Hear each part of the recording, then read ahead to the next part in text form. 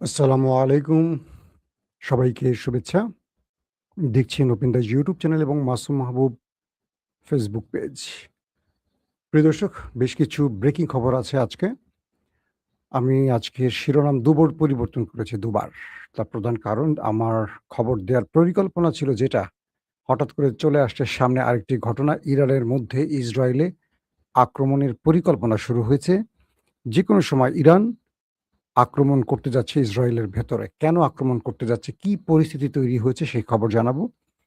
পাশাপাশি Donald Trump ইরানকে নিয়ে আরেকটা খেলা শুরু করেছে। আর তার নাম হলো মুস্তফা খামেনি। ডোনাল্ড ট্রাম্প এবং নেতানিয়াহু মুস্তফা খামেনিকে খুঁজছে। আজকে যারা থাম্বনেল দেখেছেন তারা বুঝতে পেরেছেন। এই প্রসঙ্গগুলোর সঙ্গে, সঙ্গে আরো অনেকগুলো আন্তর্জাতিক খবর থাকবে। প্রথম ইরানের খবর দিয়ে শুরু করে চলে যাচ্ছি মূল খবরে। লেবাননের বৈরুতে ব্যাপক অ্যাটাক করেছে আ নেতা সাহেবের দেশটি। আপনারা জানেন যে সেখানে ব্যাপক অ্যাটাকের পর বেশ কজন শাহাদাত বরণ করেছে এবং এই হামলাকে ট্রাম্প বলছেন আল জাজিরার মতে এই হামলা হওয়া উচিত ছিল না। কে বলছে? Donald Trump.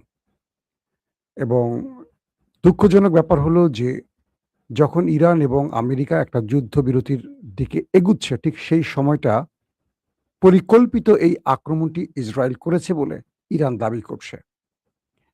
এবং ট্রাম্প বলছে যে বিশেষ দিনে চুক্তি স্বাক্ষরিত হতে পারে, সেই দিন ইসরায়েল বা হিজবুল্লাহর পক্ষ থেকে আর কোনো হামলা হওয়া উচিত ছিল না। আজকের দিনটিকে নিয়ে সে বলছেন। তার ট্রুথ সোশ্যালে দেয়া ট্রাম্প বলছেন, বৈরুতের উপর ইসরায়েলি হামলা হওয়া উচিত হয়নি। বিশেষ করে এমন একটি বিশেষ দিনে যখন আমরা ইরানের সঙ্গে একটি শান্তি চুক্তির এত কাছাকাছি রয়েছি।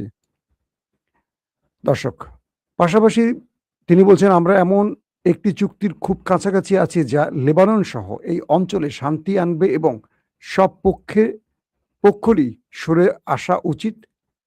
ট্রাম্প বলছেন আরকি। তিনি বলেন, লেবাননের কোথাও ইসরায়েলের পক্ষ থেকে আর কোনো হামলা হওয়া উচিত নয়। কিন্তু হিজবুল্লাহ সহ অন্য কোনো পক্ষ থেকেও ইসরায়েলের বিরুদ্ধে আর কোনো হামলা হওয়া উচিত নয়। এবং ট্রাম্প আরো বলেন, এটা এক দীর্ঘ ও সুন্দর শান্তির সূচনা হতে পারে। চলো আমরা এটা নষ্ট না করি। আহাহা! সুন্দর কথা বলেছেন। ইরানের শীর্ষ আলোচক ও সংসদ স্পিকার মোহাম্মদ বাগের গালিভভ ট্রাম্পের এই বক্তব্যের কিছুক্ষণ পরেই একটি বিবৃতি দেন। সেখানে তিনি বলেন, ইসরায়েলের হামলা আবারও যুক্তরাষ্ট্রের আস্থাকে প্রশ্নের মুখে ফেলেছে। ইরান একদম সাফ খুলে দিয়েছে তার নিংটু।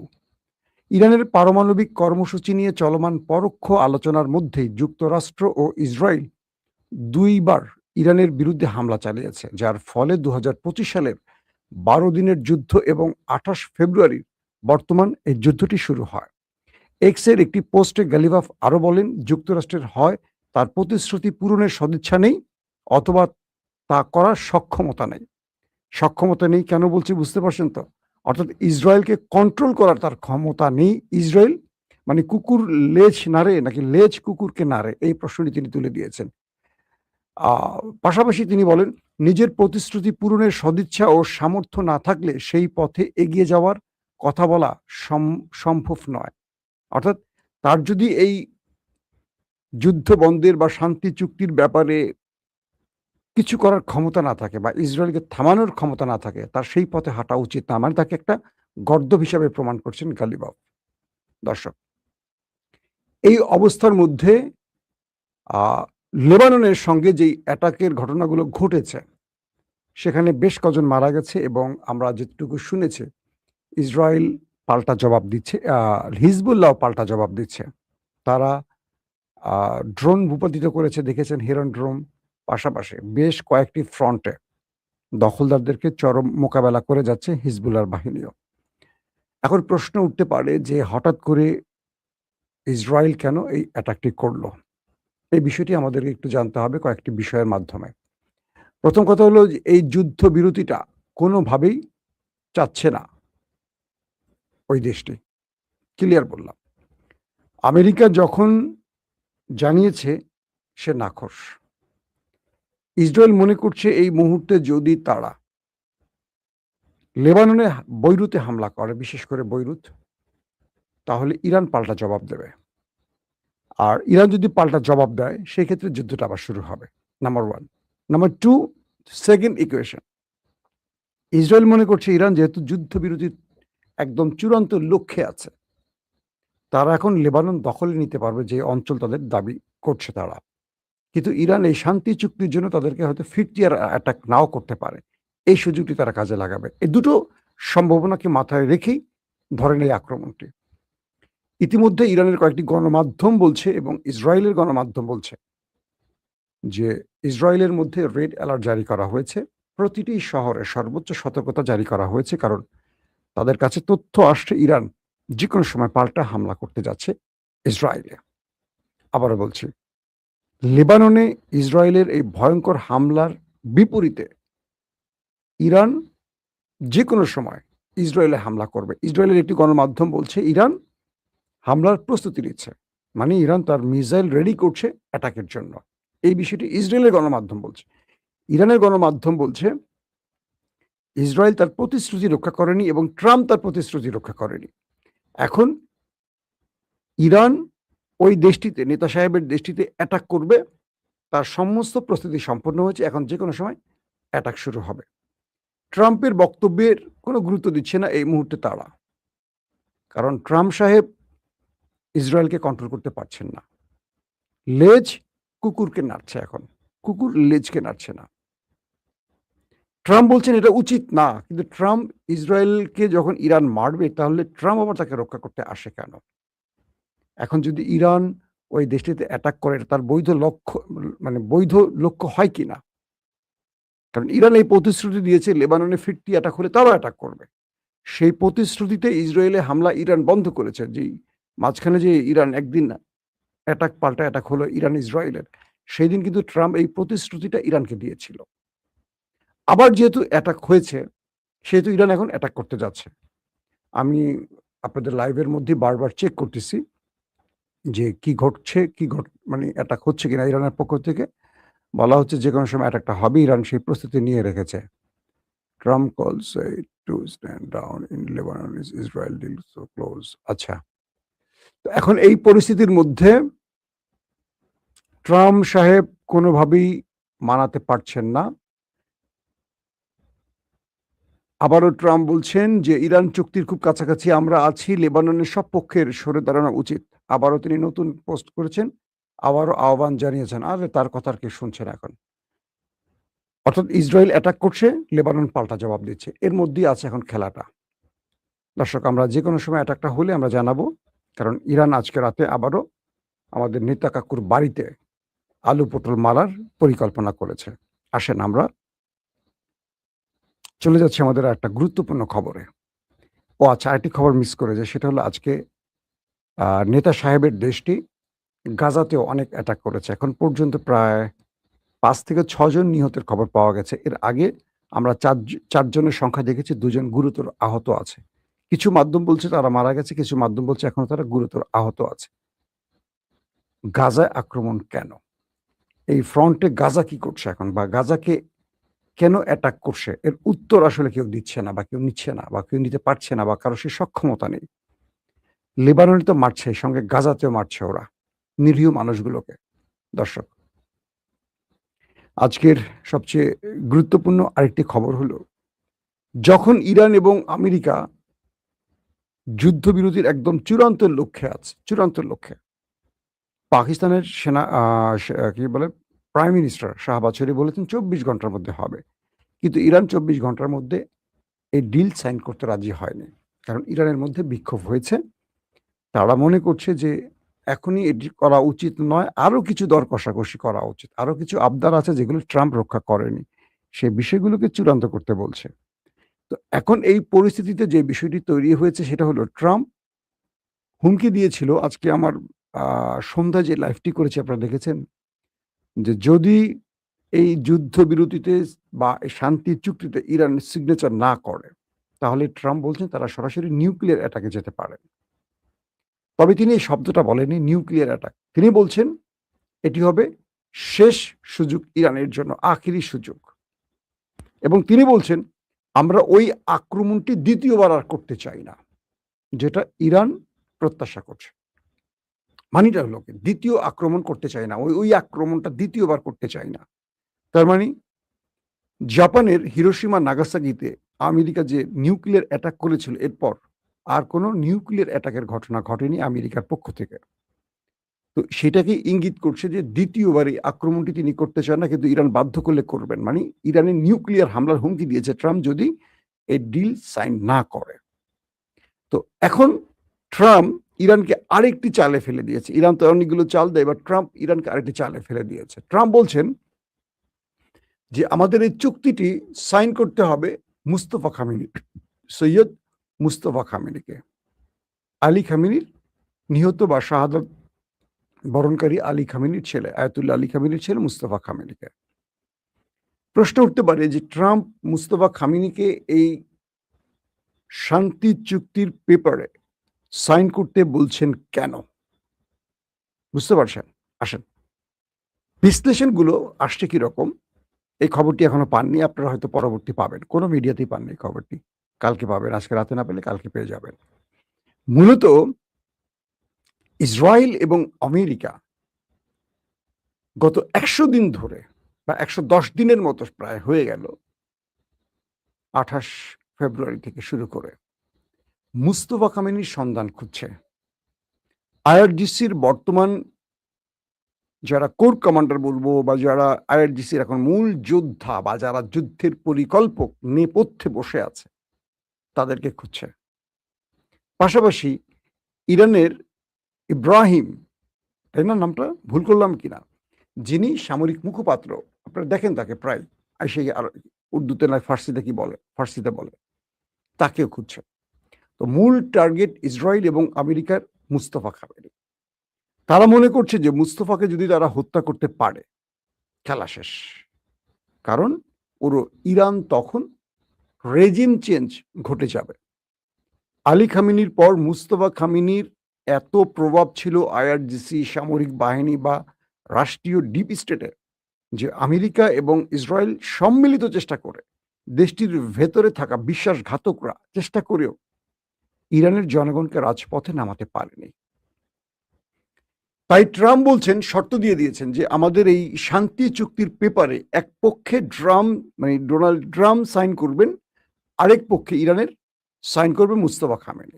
মূলত তার ট্র্যাকটা হলো যে এই কাগজটি যখন ইরানে পৌঁছবে, তখন আমেরিকা এবং ইসরায়েলের মোসাদ এবং সিয়ের এজেন্টগুলো পুরো অ্যাক্টিভ হয়ে যাবে যে মুস্তফা খামেনি কোথায় আছে। এই কাগজটি নিয়ে যাবে কে? প্রেসিডেন্ট মাসুদ পেজিশকিয়ান, পররাষ্ট্রমন্ত্রী আব্বাস আরাকচি, স্পিকার গালিভফ, কে নিয়ে যাবে? যিনি নেবেন তাকে ট্র্যাক করা হবে। এই পেপারটির মধ্যে আমরা যেমন টাকার মধ্যে কিন্তু চিফ ঢোকানো থাকে, বা টাকার মধ্যে দেখবেন একটা খুব সাংকেতিক জিনিস থাকে। বলা হচ্ছে যে ইসরায়েল আমেরিকা, আমি কিন্তু এগুলো সম্ভাব্য খবর বলছি কারণ এগুলো বিভিন্ন বিশ্লেষণে উঠে আসছে, চূড়ান্ত নয়। মানে একটু প্রযুক্তি নিয়ে যাদের জানাশোনা আছে তারা এগুলো বিশ্লেষণ করছেন। বলছেন যে এমন একটি পেপার তৈরি করতে পারে আমেরিকা বা ইসরায়েল, একটা সাদা কাগজ, কিন্তু ভেতরে একটা খুব হিডেন চিপ থাকবে। এই কাগজটি যেখানে মুভ করবে, বা এই ট্রাম্প যখন সিগনেচার করে এটি পাঠাবে, এই কাগজটি ইরানে আসার পর এটি যখন মুস্তফা খামেনির কাছে নেওয়া হবে, অটোমেটিক তার জায়গাটা শনাক্ত হবে কোথায় তিনি আছেন। অথবা এই কাগজটির মধ্যে এমন কিছু একটা করা হবে যেটার মাধ্যমে মুস্তফা খামেনির অবস্থান নির্ণয় করে ফেলবেন।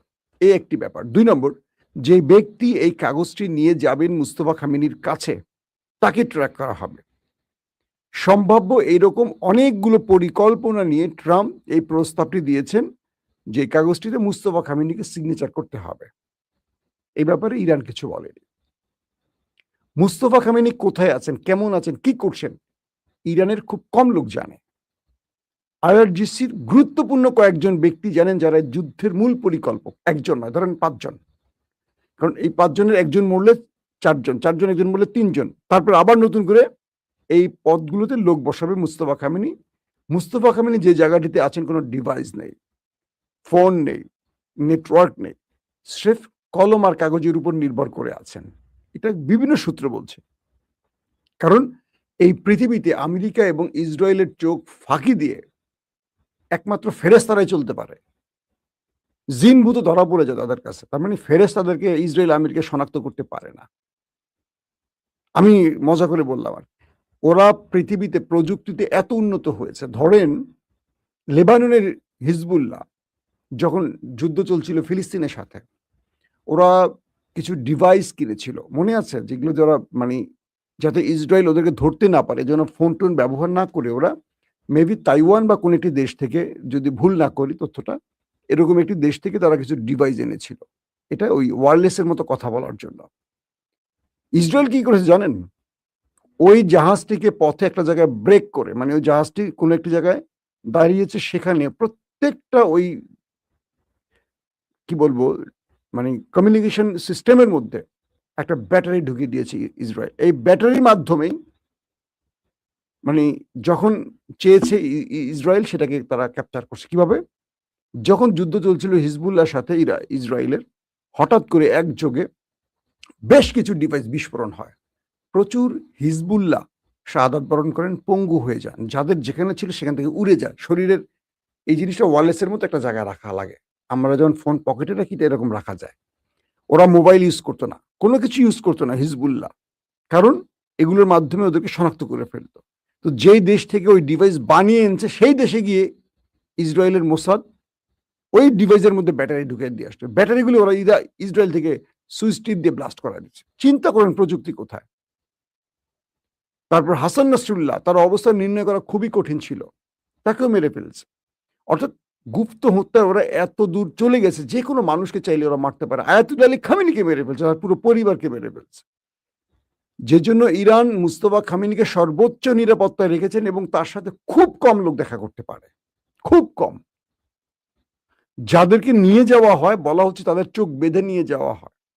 ধরেন 70 কিলোমিটার দূরে তার চোখটা বাঁধা হচ্ছে, 70 কিলোমিটার দূরে। বিভিন্ন গাড়ি চেঞ্জ করা হচ্ছে। একদম মুস্তফা খামেনির খুবই স্পেশাল কিছু লোক থাকে, তাদেরকে এই কাজগুলি তারা করেন, একদম স্পেশাল। 70 কিলোমিটার দূর থেকে চোখ বেঁধে তাদেরকে নিয়ে যাচ্ছে। ধরেন প্রেসিডেন্টেরই চোখ বেঁধে নিয়ে যাওয়া হচ্ছে, প্রেসিডেন্টকে, পররাষ্ট্রমন্ত্রীকে ধরেন চোখ বেঁধে নিয়ে যাওয়া হচ্ছে। তারপরে তারা দেখতেছেন একটা মাটির নিচে ঘরের মধ্যে বসে আছে মুস্তফা খামেনি, খুরমা খেজুর খাচ্ছেন ধরেন, সাপোজ। তো এই অবস্থায় আমেরিকা এবং ইসরায়েল কোনোভাবেই তাকে শনাক্ত করতে পারছিল না। এই 100 দিন লড়াইতে তাদের টার্গেট ছিল তাকে যে কোনোভাবে মেরে ফেলার, কিন্তু তারা কোনোভাবেই পারছিল না।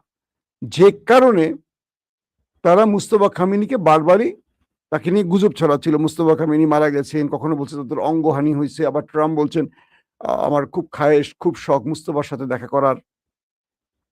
এবং মুস্তফাকে নিয়ে পশ্চিমা গণমাধ্যম বারবার সংবাদ দিয়েছে যাতে করে ইরান তার কোনো একটি বক্তব্য প্রচার করে, অডিও প্রচার করে, কিন্তু করেনি ইরান। কারণ ইরান ওদের ট্র্যাপে পা দেয়নি। এবার ট্রাম্প সে শখটি জানিয়েছে যে মুস্তফার সাথে, মানে মুস্তফার জন্য আমাদের ওই কাগজের সিগনেচার করে। তার মানে ওই কাগজটি যখন তার কাছে যাবে তাকে ট্র্যাক করে, তাকে ধরার বুদ্ধি করে ট্রাম্প এই ফাঁদ পেতেছে কিনা, এই একটা ব্যাপার। 2 নম্বর, ইসরায়েল এই মুহূর্তে নেতানিয়াহুর দেশটি এই মুহূর্তে যে তাদের অধিকাংশ স্পাইকে মেরে ফেলছে ইরান। অর্থাৎ ইরান এবং ইরানকে সহযোগিতা করেছে টার্কিশ কিছু এজেন্সি, MIT, যারা ঢুকছে বেরোচ্ছে। তুরস্ক গোপনে ইরানকে ব্যাপক সহযোগিতা করেছে গোয়েন্দা তথ্য দিয়ে। পাশাপাশি মধ্যপ্রাচ্যে গোয়েন্দা তথ্য দিয়েছে চীন এবং রাশিয়া ইরানকে। আর ইরানের মধ্যে বা চারদিকে সীমান্ত থেকে, কারণ ইরান এবং তুরস্কের সীমান্ত রয়েছে, তো বলা হচ্ছে মুস্তফা খামেনি নিহতের পর ইরানের মধ্যে মোসাদের যত এজেন্সি ছিল, ধরেন 70% কিল শেষ, 30% এখনো আছে। এই পার্সেন্টটা বলা যাচ্ছে না কত পার্সেন্ট, কারণ এখন তারা খুব একটা সফল না। সাম্প্রতিক সময় ইসরায়েল বড় কোনো গুপ্ত হত্যা চালাতে পারেনি। তো এই মুহূর্তে ইসরায়েলের চেষ্টাটা হলো IRGCর যারা যুদ্ধ পরিচালনা করছেন, কারণ ইরানের মধ্যে কয়েকটা গ্রুপ আছে। একটা গ্রুপ চায় আলোচনা করে যুদ্ধ শেষ করতে, একটা গ্রুপ চায় যেহেতু ট্রাম্পকে পায়ের কাছ পর্যন্ত আনা গেছে, এখন পায়ের নামানোর জন্য বাকিটুকু করবে। অর্থাৎ ইরানের এই অদম্য আপোষহীনতা ইরানকে আজকে একটা যোগ্য সম্মানের জায়গায় নিয়ে আসছে। বিগত 47 বছর ইরান কিন্তু মার খেয়েছে, এই করব সেই করব এই করব, কিন্তু খুব একটা করেনি। গাজা হামলা হলে ইরান আমরা এটা করব সেটা করব, কিন্তু করেনি। তারপর কাসেম সোলাইমানি হত্যার পর মার্কিন বেজে অ্যাটাক হয়েছে, লোক দেখানোর অ্যাটাক, বড় কোনো অ্যাটাক হয়নি। কিন্তু আজকে ইরান কি করছে? আজকে ইরান তাদের প্রেসিডেন্ট ইব্রাহিম রাইসিকে, আমির আবদুল্লাহিয়ান পররাষ্ট্রমন্ত্রীকে হেলিকপ্টার বিধ্বস্ত করে মারা হলো। ইরান স্বীকারই করেনি, অ্যাডমিটই করেনি, বলছে এটা বিমান দুর্ঘটনায় নিহত হয়েছে। কিন্তু সবাই জানে কারা মেরেছে। কিন্তু আজকের ইরান আমেরিকা 2টা ড্রোন মারলে ওরা 15টা মারে মিসাইল, মানে আমেরিকা 2টা মারলে ওরা মারে 15টা, মানে আমেরিকার সে কয়েক গুণ বেশি মারে। ইসরায়েল লেবাননে মারলে ওরা ইসরায়েলের মারে। আগে তো ইরান এই সাহসই করতো না। মুস্তফা খামিনিকে এখন আমেরিকা ইসরায়েল জমের মতো ভয় পাচ্ছে, কারণ সে তার বাবার নীতিতে চলে না। বাবা একটু সহনশীল, নম্র, বয়স্ক মানুষ, আসলে অ্যাগ্রেসিভ টাইপের মানুষ। সে বলছে যে আমরা মরবো, কিন্তু তোকে মেরে মরবো, ওদের আহত করে না। আমরা মরলে ওদের মেরে মরবো, আসো খেলা হবে দুটাই।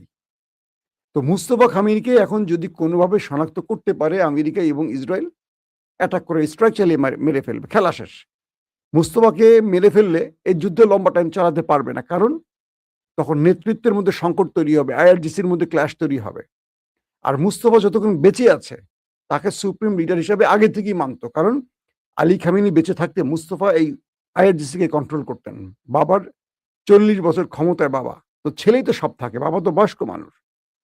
হয়তো দৃশ্য তো তিনি আসতেন কম, গুগলে খুব বেশি তার ছবি পাবেন না, তিনি সিনে আসতেন না। তিনি একজন যোদ্ধা ছিলেন, ইরাক ইরানের যুদ্ধে তিনি কিন্তু ফিল্ডে যুদ্ধ করছেন এই মুস্তফা খামেনি। আমি আমার অন্যান্য এপিসোডে বলছি। তো এখন এই মুস্তফা খামেনিকে ধরার জন্য নতুন নতুন ফাঁদ পাচ্ছে তারা, এবং নতুন নতুন শখ জাগছে। ট্রাম্পের এখন শখ জাগছে যে মুস্তফা যেন এই কাগজে সিগনেচার করে, আর এই কাগজটি মুস্তফার কাছে পৌঁছানোর আগে ট্রাম্পের তথ্য পৌঁছে যাবে, ইসরায়েলের তথ্য পৌঁছে যাবে। এই খেলাটি তারা খেলছে। ইরান এই খেলায় পা দিবে কিনা হয়তো আমরা সামনে বুঝতে পারবো, কারণ নিয়ম অনুসারে প্রেসিডেন্ট ট্রাম্প সিগনেচার করলে ইরানের প্রেসিডেন্ট মাসুদ পেজেশিয়ান করবেন, প্রেসিডেন্ট সমকক্ষ পদবীর লোক। তো এখন পর্যন্ত এইটুকু খবর আছে যে আমেরিকা ইসরায়েল তারা তাদের কোনো তথ্যে মুস্তফার কোনো অবস্থা নির্ণয় করতে পারেননি। মুস্তফাকে এতটা হিডেনে রাখা হয়েছে, তারপরও ভয় আছে, কারণ ইরানের মধ্যে খুব সেন্সিটিভ জায়গায় বিশ্বাসঘাতকরা বসে আছে। সেই ব্যক্তি কে বলা যায় না। ধরেন 3 জন ব্যক্তির মধ্যে একজন মোসাদ এজেন্ট ধারণা করে ইরানিরা, সেইভাবে ভেতরে প্রচুর কাজ চলছে। কিন্তু ইসরায়েলের এজেন্ট এটা বোঝা খুব কঠিন। আবার অনেকেই ইরানের সাথে কাজ করছে, ইরানের হয়ে কাজ করছে, কিন্তু শত্রুতা করছে। ইরানের ভেতরে অনেক রকম প্রবলেম আছে, সেই প্রবলেম থেকে। দর্শক, আজকের মতো শেষ করতে চাই। আমরা অপেক্ষায় আছি, যদি ইরান বড় কোনো অ্যাটাক চালায় নেতা কাকুর বাড়িতে, আমরা লাইভে আবার আসবো ইনশাআল্লাহ। আপনাদের দ্রুত সেই খবর দেবার চেষ্টা করব। প্রত্যেকে ভালো থাকবেন। আল্লাহ হাফেজ।